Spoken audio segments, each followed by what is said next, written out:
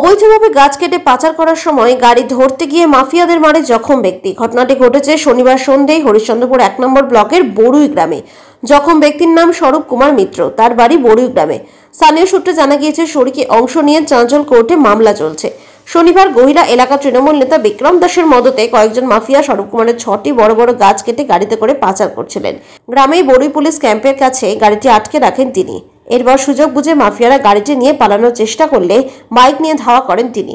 চাঁচলের মাধবপুর ব্রিজের কাছে মাফিয়ারা তাকে লাথি মেরে রাস্তার উপর ফেলে দেন বলে অভিযোগ। জখম হন তিনি, বাইকটি ভেঙে যায়। খবর পেয়ে ছুটে আসেন চাঁচল খড়বা ফাঁড়ির পুলিশ। গাড়িটি আটক করে ফাঁড়িতে নিয়ে যান। জখম অবস্থায় হরিশ্চন্দ্রপুর গ্রামীণ হাসপাতালে ভর্তি রয়েছেন তিনি। জখম স্বরূপ কুমার বলেন, আমি বেঙ্গালুরুতে চিকিৎসা করাতে গিয়েছিলাম। সেই সুযোগে এলাকার কিছু মাফিয়া আমার 6টি বড় গাছ কেটে বিক্রি করার উদ্দেশ্যে গাড়িতে করে নিয়ে যাচ্ছিল। গাড়িটি আটকে রেখেছিলাম। সুযোগ বুঝে গাড়িটি নিয়ে পালানোর চেষ্টা করছিল 3 জন মাফিয়া। বাইক নিয়ে গাড়ির পিছনে ধাওয়া করলে চাঁচলের মাধবপুরে লাথি মেরে রাস্তায় ফেলে দেয়। বাইকটি ভেঙে গিয়েছে। জখম অবস্থায় হাসপাতালে ভর্তি আছে। অভিযুক্ত বিক্রম দাস বলেন, স্বরূপের নামে জমির কাগজপত্র কিছুই নেই। তিনি অন্য শরিকদের জমি দখল করে রেখেছেন। গাছগুলো কিনে নিয়েছে। চাঁচল ফরেস্ট রেঞ্জ অফিসার দুলাল সরকার বলেন, আমাদের কাছ থেকে গাছ কাটার কোনো অনুমতি নেওয়া হয়নি। বেআইনিভাবে গাছ কেটেছে, তাদের বিরুদ্ধে আইনি ব্যবস্থা নেওয়া হবে।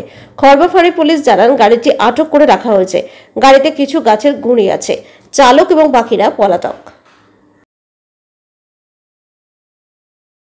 ছিল মৌটুসি রায়ের নির্দেশে বিক্রম দাস আর অজয় থোকদার, তারা গাছগুলো বিক্রি করেছে। বিক্রি করে আমার পার্সোনাল নদীর ধারের জায়গা ছিল, যেগুলো সরকারি ল্যান্ড, সেগুলোরও গাছ কেটে নিয়েছে। আর যেগুলো কেস চলছে, একটা কেস চলছে টাইটেল শ্যুটের 2023 থেকে, আর একটা উইলের প্রবেট চলছে 2022 থেকে। সেগুলো জায়গা গাছ যেহেতু কেস চলছে, কেউ হাত দিতে পারবে না। ওই সব জায়গার গাছ কেটেছে এবং আমার পার্সোনাল গাছও কেটেছে। আর কিছু জমি ছিল পতিত অবস্থায় পড়েছিল, সেগুলো জমিতেও ওরা চাষ পেয়েছে। 5-6টা গাছ কেটেছে। তার মধ্যে আম গাছ আছে 2টো, কাঁঠাল গাছ একটা বড়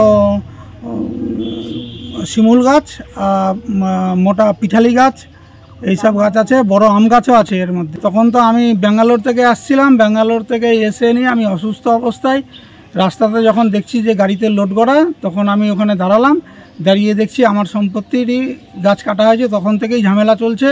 তারা এখন কোথায় চুরি করে নিয়ে যাচ্ছিলো এটা তো বলতে পারছি না যে কোথায় তারা চুরি করে নিয়ে যাচ্ছে। হ্যাঁ, গাড়ি আটক করেছি, কাঠও আটক করেছি। হ্যাঁ, গাড়ির সাথে সঙ্গে ছিল যে পাইকার খরিদ করে নিয়েছে, সে পলাতক। আর যারা এর সাথে যুক্ত আছে তারাও পলাতক। গাড়ির ড্রাইভার আছে, তার কিছু লেবার আছে, আর যে মালগুলো কিনেছে মেন পাইকারের কাছ থেকে, সেই ভদ্রলোকও আছে।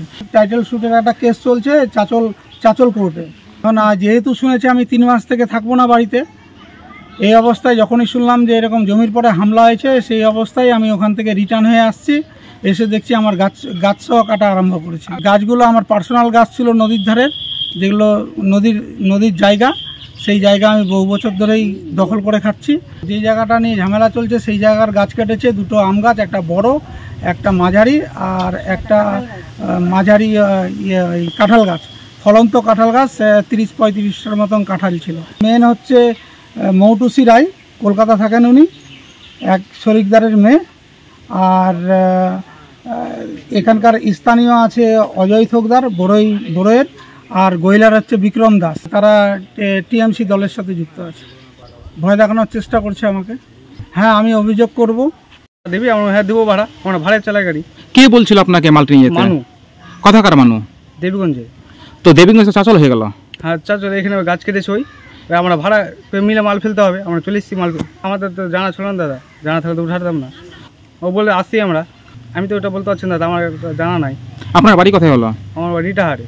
আর আপনার নাম? আবু তাহের। হ্যাঁ, গাড়ি চালা, যেটা ভালো হয় করতে হবে। মালটা খালি কে করলো? খালি আমরা করেছি। দাদা বলছে আমার বাড়িতে মালটা খালি করতে হবে না। অর্ডার কে কথা বলছেন? গাছ চালাই বলে আমার বাড়িতে খালি করতে হবে। একটা ভুটভুটি ছিল, উনি তাও ঢেলে গেল, ওকে ঢালতে বলে গেলো এখানে। আর আমাকে বলছে তুই থাম, আর ফেলতে হবে না। না, গাড়ি কি আটকে রেখেছে আপনার? ইনি দাদার নাম জানি না।